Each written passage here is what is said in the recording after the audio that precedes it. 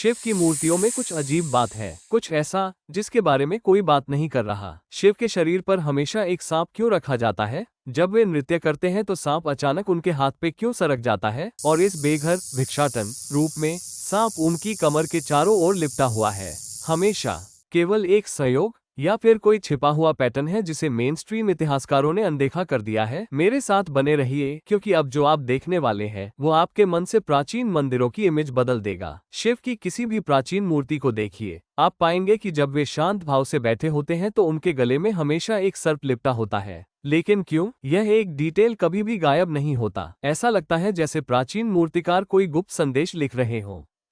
प्राचीन हिंदू ग्रंथों में नाग को सिर्फ सांप नहीं माना गया है। ये गूढ़ ज्ञान का संरक्षक है, फॉरबिडन और सीक्रेट ज्ञान का रक्षक है। लेकिन यहाँ तो मामला और भी अजीब हो जाता है। अब इसे देखिए, जैसे ही शिव नृत्य करना शुरू करते हैं कुछ बदल जाता है। नाग अब उनकी गर्दन पर नहीं है, इंस्टेड यह उनके हाथ से बाहर निकल रहा है, लगभग ऐसे जैसे कि वो जीवित हो गया हो। यह कोई कोइंसिडेंस नहीं है और यह सिर्फ कलात्मकता नहीं है, क्योंकि यदि आप सोचते हैं कि यह रैंडम पैटर्न है तो इस पर गौर करें। डिफरेंट राजवंशों में, डिफरेंट मंदिरों में, सैकड़ों वर्षों में जब भी शिव गतिशील होते हैं सांप हमेशा उनके हाथ पे दिखाई देता है। लेकिन इसका क्या मतलब है? इन प्राचीन कार्विंग्स में क्या सीक्रेट लिखा जा रहा था? और अब सबसे रहस्यमयी डिटेल, ये भिक्षाटन रूप है। शिव परम त्यागी, वो जो धरती पर सिर्फ एक भिक्षा पात्र लेकर घूमते हैं। लेकिन नाग को देखिए, अब वो उनकी गर्दन पर लिपटा नहीं है, अब वो उनके हाथ में भी नहीं है, बल्कि उनकी कमर में लिपटा हुआ है। प्राचीन मूर्तिकार कभी भी इस डिटेल से भटक नहीं गए, वे इसका धार्मिक रूप से पालन करते रहे। लेकिन क्यों?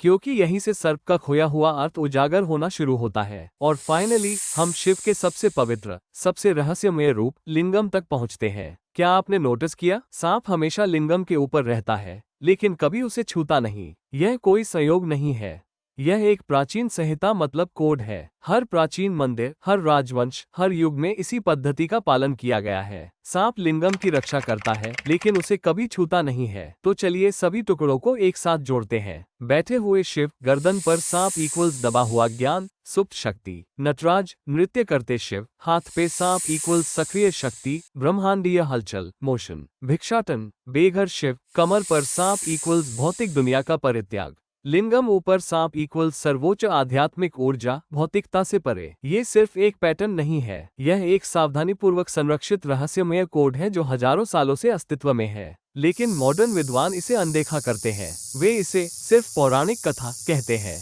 वे इस बात को स्वीकार करने से इनकार करते हैं कि प्राचीन लोग क्या नॉलेज छोड़कर गए हैं। तो अब मैं आपसे पूछता हूँ, आप क्या सोचते हैं? क्या यह महज संयोग है या फिर हमने कोई ऐसा रहस्य उजागर कर दिया है जिसे जानबूझकर छुपाया गया था? कृपया मुझे कमेंट सेक्शन में अपने विचार बताएं। मैं प्रवीण मोहन, वीडियो देखने के लिए बहुत बहुत धन्यवाद। सब्सक्राइब करना न भूलें और मैं जल्द ही आपसे फिर बात करूंगा। बाय।